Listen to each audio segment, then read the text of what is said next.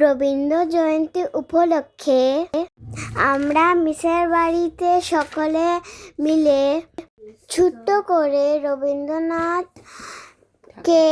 ঠাকুরকে প্রণাম জানাই আমাদের গানে গানে এবং কবিতাতে।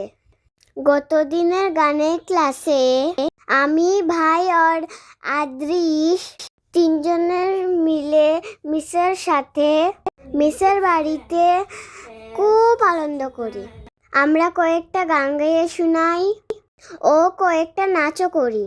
আপনারা সকলে আমার গান শুনে বলবেন কেমন হয়েছে।